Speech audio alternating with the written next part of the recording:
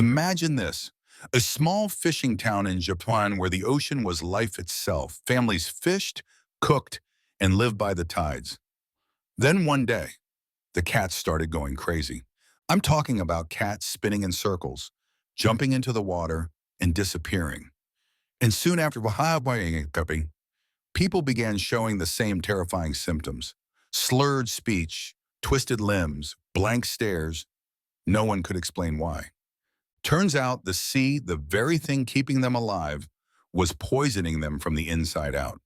And behind it all was one of Japan's most powerful companies, quietly dumping toxic waste straight into the bay. What happened next wasn't just a local disaster. It became one of the darkest environmental scandals in history. The fight that began in Minamata would shake the world, force governments to act, and change the way we think about pollution forever. This isn't just a story about Mercury. It's a story about denial, courage, and the high price of progress. And once you hear how it all unfolded, you'll never look at industrial pollution the same way again. The sea has always given life, but in one small Japanese town, it began to take it away. Picture this. It's a calm morning in the 1950s. The sun glimmers on the waves of Minamata Bay. Fishermen head out to sea, kids chase crabs on the beach, and the air smells like salt and seaweed. Everything looks normal, peaceful. Then something strange starts happening. A cat suddenly starts spinning in circles, like it's lost control of its body. Its tail flicks wildly, its legs twitch, and then, without warning, it jumps straight into the water and never comes back up. Locals call it the dancing cat fever. They laugh about it at first, until people start showing the same symptoms. Fingers trembling, legs are giving out, words slurring mid-sentence. Children are unable to walk. No one knows what's happening. Doctors are confused, fishermen are terrified, and whispers spread through the town. Maybe it's a curse, perhaps something in the air. But what if I told you the real killer wasn't a curse or a disease or even something natural at all? It was something artificial. The same sea that had fed this town for generations had quietly turned into a poison trap. And it all started with one factory chasing profit over people. What came next would shake Japan to its core and awaken the world to the dark side of industrial progress. This is the story of Minamata, where the ocean itself became a warning to humanity. Let's rewind for a second. Before the chaos, before the sickness, before the sea turned deadly. Welcome to Minamata, a quiet coastal town tucked away in Japan's southern island of Kyushu. In the 1950s, this place looked like a postcard. Blue water stretching to the horizon, wooden fishing boats rocking gently in the bay, families mending nets by the shore. Life moved at the rhythm of the tides.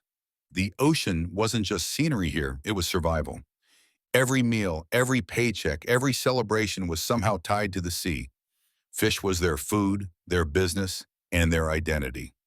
Generations of fishermen had lived here, and they all believed the same thing: the sea provides. But there was something else in Minamata, something new, modern, powerful. On the edge of town stood the Chisso Corporation factory, a towering industrial plant that symbolized Japan's rapid post-war recovery. After the devastation of World War II, Japan was rebuilding itself from the ashes, and industries like Chisso were at the forefront of this effort. The company produced chemicals used in plastics, fertilizers, and film, the kind of materials that fuel modern life. To most locals, Chisso wasn't just a company, it was the town's beating heart. It provided jobs, electricity, and a sense of pride. Nearly every family had someone who worked there, and if you didn't, you probably knew someone who did. People called it the factory that feeds Minamata. But here's the thing. When one place depends so heavily on a single company, it becomes a silent kind of trust. You don't question where the waste goes. You don't ask why the water smells strange. You assume they know what they're doing. Day after day, wastewater flowed out of the factory's pipes into the same bay where fishermen caught their dinner. It didn't look dangerous. It was just cloudy water. Nobody could have imagined that within that murky stream, a silent killer was spreading through the ecosystem. On the surface, Minamata appeared to be a peaceful and hardworking town. But beneath that calm ocean, something toxic was already beginning to stir, something that would soon change everything. To really understand what happened in Minamata, you've got to understand the factory, the giant at the center of it all, Chisso Corporation. In the 1950s, Japan was in full-on recovery mode. After World War II, the country was racing toward modernization, factories were rising, their production was booming, and the economy was starting to roar again. Companies like Chisso were the pride of this new Japan. They weren't just businesses, they were symbols of progress, of rebirth. Chisso's factory in Minamata was one of the biggest employers in the region. It produced a chemical called acetaldehyde, which might sound fancy, but it was basically an ingredient used to make plastics, fabrics, and film. Everyday things we all take for granted. And to make acetaldehyde, Chisso used mercury as a catalyst, a sort of chemical helper that accelerated reactions. The problem? When mercury mixes with certain compounds in the production process, it doesn't just vanish, it transforms. It turns into something far more dangerous, methylmercury, a highly toxic compound that can attack the brain and nervous system, even in tiny amounts. Now here's where it gets dark. All the waste from that production, the leftover sludge, the chemical byproducts, was dumped straight into Minamata Bay, every single day, pipe by pipe, year after year, and nobody stopped to think twice about it. Why would they? At the time, environmental laws were practically non-existent, and the idea of pollution wasn't something most people even understood. If the water looked clear, it was considered safe. Out of sight, out of mind. The factory was a source of pride, not suspicion. Workers believed they were part of something important, rebuilding Japan's strength, providing for their families, and helping the community. And in a way they were. But while they were earning their paychecks, the factory's waste was quietly seeping into the sea that sustained their lives. Imagine this irony. The same factory that provided people with jobs, electricity, and hope was also releasing an invisible poison that would return through their dinner plates. To the people of Minamata, Chisso was untouchable. It was the company. Speaking against it was like speaking against your own town. But nature doesn't care about loyalty, and as the waste kept pouring into the bay, the balance of that once lively sea began to shift. Fish started dying off in strange patterns. The water lost its sparkle, and soon something no one could explain began happening, first to the animals and then to the people. Minamata didn't know it yet, but their beautiful blue bay had already become a toxic time bomb, waiting to explode. When the Chisso factory dumped its waste into Minamata Bay, it didn't look dangerous. It wasn't some green ooze bubbling up or a cloud of smoke rising into the air. It was just water. Cloudy maybe, but still water. To the fishermen who saw it every day, it looked harmless. But what they didn't know was that inside that wastewater, mercury was quietly transforming into something far more sinister. See, mercury on its own is already toxic.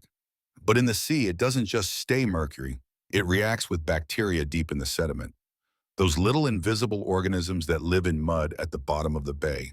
And when that happens, it turns into methylmercury, a chemical that's colorless, tasteless, and invisible, but incredibly poisonous.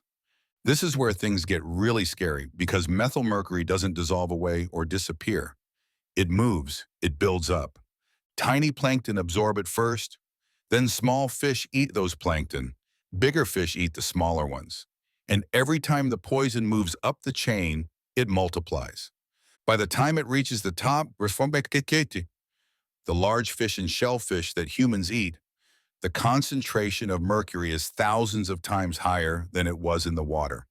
This process has a scientific name, bioaccumulation. But really, it's just nature's cruel math.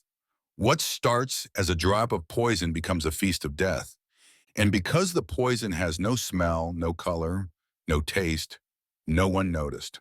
The fish looked healthy, the water looked clean, families kept fishing, cooking, and feeding their children from the same sea, completely unaware that every bite was slowly building up a deadly dose inside their bodies. Think about that for a second. The same ocean that had always given them life was now silently feeding them poison. No one saw it happening. No one could. There were no warning signs, no alarms, just the same daily routine, until the first strange things started happening to the animals along the shore. The birds stopped flying straight. Cats began twitching and staggering like they'd lost control of their bodies.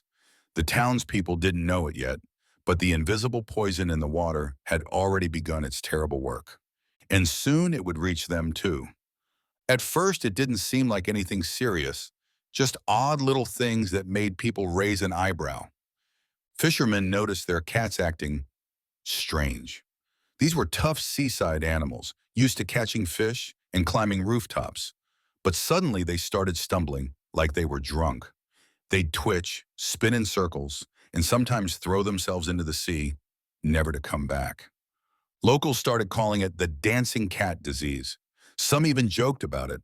I mean, who would have imagined that something in the ocean, the same ocean they'd trusted for generations, could cause this kind of madness?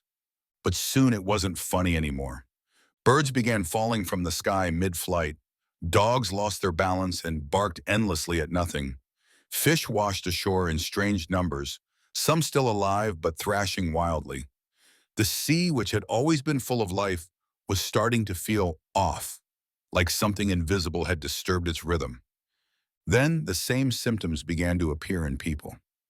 It began quietly. Someone would drop their chopsticks without realizing their hand had gone numb. A fisherman would lose his footing on a perfectly still dock. A mother's speech would suddenly slur as if she were half asleep. Doctors in town were baffled. They'd never seen anything like it. People were losing control of their bodies, shaking uncontrollably, unable to walk straight, their vision narrowing as if the world was closing in on them. In the worst cases, they couldn't swallow or speak. Some slipped into comas. Others didn't make it. And these weren't isolated incidents. Entire families were affected.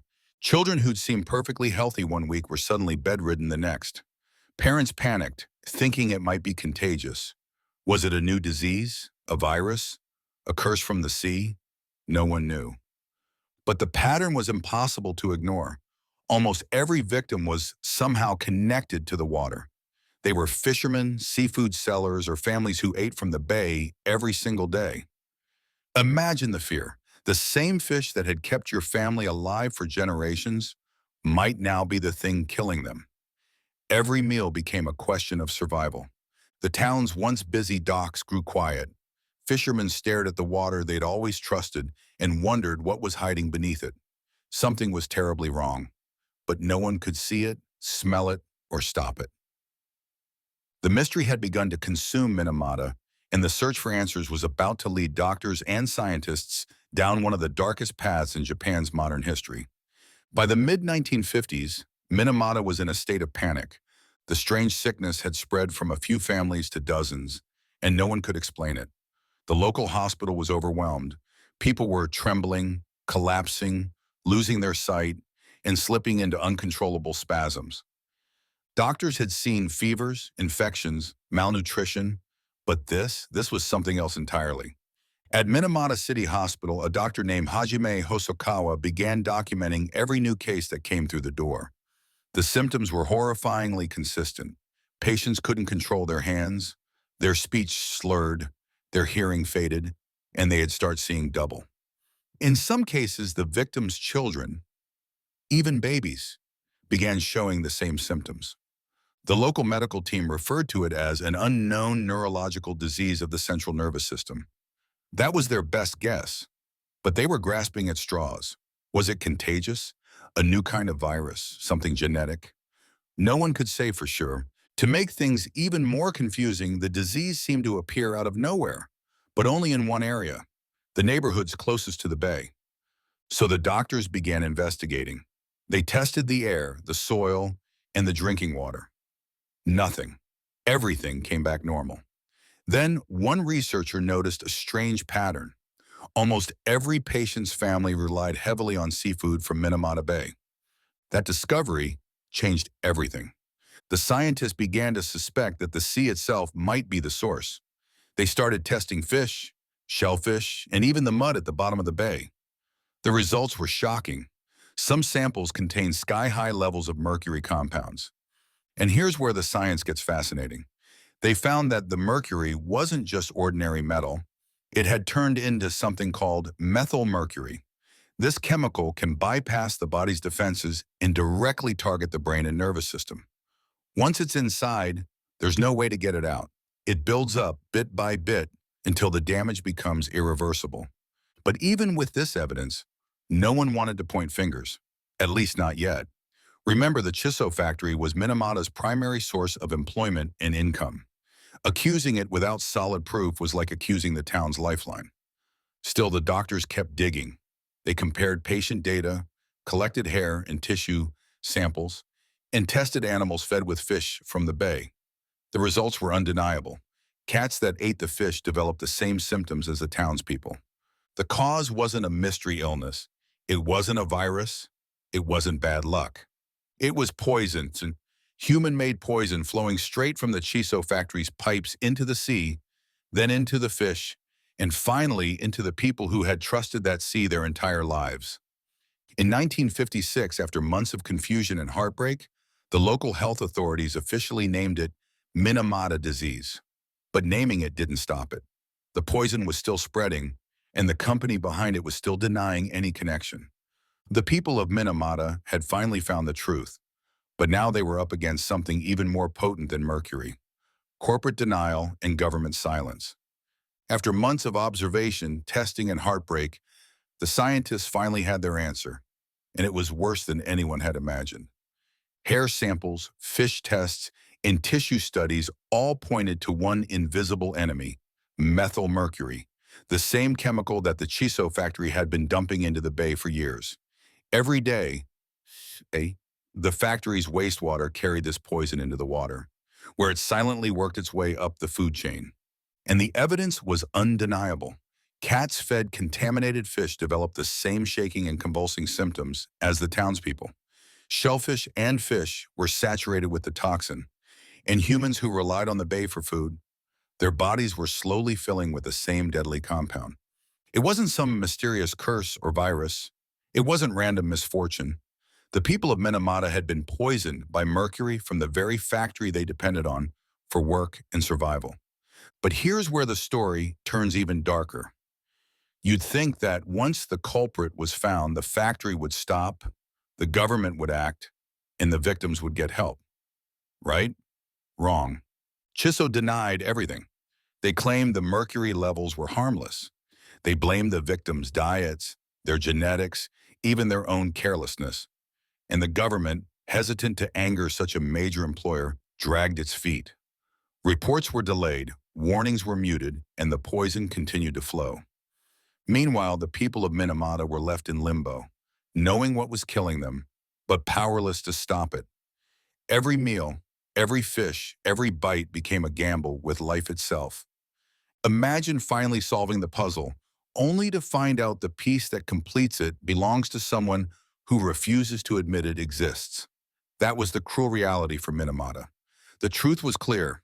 The culprit had been identified, and yet nothing changed immediately. The discovery of mercury as the cause was not just a scientific breakthrough, it was the start of a battle between innocent people fighting for survival and a powerful corporation determined to protect its image at any cost. In this fight, it would take years, tears, and courage, the likes of which few communities had ever shown. Once the truth came out, that mercury from the Chisso factory was poisoning the people of Minamata, you'd think justice would come quickly. But nothing could have been further from reality. Families were left broken, sick, and desperate. Children couldn't walk or speak properly.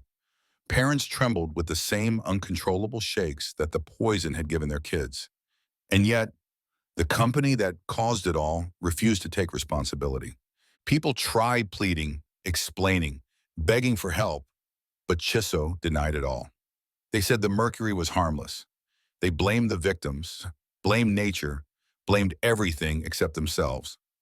The government didn't act fast enough either, caught between protecting public health and keeping a major employer happy.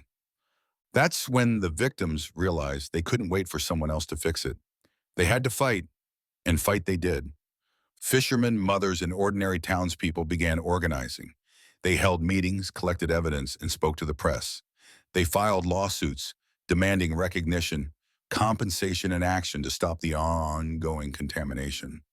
But it wasn't easy. The company fought back. They delayed court cases, discredited evidence, and even tried to scare victims into silence. Families who spoke out risked losing their jobs or facing public shaming. Yet, they refused to back down. One of the most iconic moments came in the 1970s when victims took Chisso to court. It was a David versus Goliath battle, small, sick families against a giant corporation with lawyers, money, and influence. But persistence and courage paid off. In 1973, the Japanese Supreme Court ruled in favor of the victims, awarding compensation and forcing Chisso to acknowledge its responsibility. Their fight wasn't just about money, but it was about recognition, about justice, about saying to the world that industrial progress cannot come at the cost of human life. And in the process, these families inspired a movement. They demonstrated that ordinary people, when pushed to the limit, can stand up to the most potent forces. They didn't just fight for themselves, they fought for every community threatened by pollution, everywhere. The battle was long, painful, and heartbreaking. But through it, the victims of Minamata taught a lesson the world could not ignore. Accountability is not optional, and silence is deadly. The tragedy of Minamata didn't stay in Minamata. Once the world saw the horror unfold, it shook people far beyond Japan's shores. Photographers captured the suffering in stark, unforgettable images: paralyzed children, trembling adults, families clutching each other in despair. One of the most famous photos showed a young girl, barely able to sit up, being bathed by her mother to ease the pain. The image spread across newspapers and magazines, shocking the world with the real human cost of industrial pollution. Scientists, activists, and governments began paying attention. Minamata wasn't just a local health crisis anymore. It became a case study in environmental science and industrial accountability. Researchers studied the mercury contamination to understand how artificial chemicals can silently destroy ecosystems and human lives. And the lessons didn't stop at science. Minamata inspired policy changes and environmental awareness globally. Countries began implementing stricter regulations for industrial waste. Pollution controls, environmental monitoring, and public health protections became a priority. Slowly, painfully, lessons learned from catastrophe. Decades later, in 2013, the world took a further significant step. Nations around the globe came together to sign the Minamata Convention on Mercury, a treaty designed to prevent this kind of disaster from ever happening again. For the first time, there was a global agreement aimed explicitly at controlling mercury pollution, the same poison that had devastated Minamata Bay. The story of Minamata reminds us that progress in industry come with responsibility. It shows what happens when profit outweighs human life, but also what can happen when courage, persistence, and truth are allowed to shine. And it serves as a warning. Pollution is not just local. It spreads, it accumulates, and its consequences ripple across generations. Minamata made the world realize that the health of the planet and the health of its people are inextricably linked. From a single poisoned bay in Japan, the lessons of Minamata reached every corner of the globe, a legacy born from tragedy and a call to action for everyone who depends on the seas, the rivers, and the earth itself. Minamata was more than a tragedy. It was a warning about what happens when industry and profit overshadow human life, when invisible poisons creep into the food we eat and the water we depend on. They don't just harm the environment, they harm people, families, and entire communities. But it was also a story of courage. Ordinary people, pushed to the edge, refused to stay silent. They fought a giant corporation and a hesitant government. They demanded recognition, compensation, and change. And in doing so, they reshaped the world's perspective on pollution, responsibility, and justice. Minamata teaches us that progress without accountability comes at a cost, that every pipe, every chemical, every choice matters, that we can't afford to ignore the silent warnings nature gives us. The twitching cats, the dying fish, the changes in our ecosystems. And perhaps most importantly, It shows that one small community, armed with truth and persistence, can spark global change. From the poisoned waters of a single bay came a movement, laws, and treaties that protect millions around the world from the same fate. The next time you look at the ocean, or a river, or the environment around you, remember Minamata, remember the cost of silence, and remember the power of people refusing to give up, even when the odds seem impossible, because the sea remembers, and now so do we.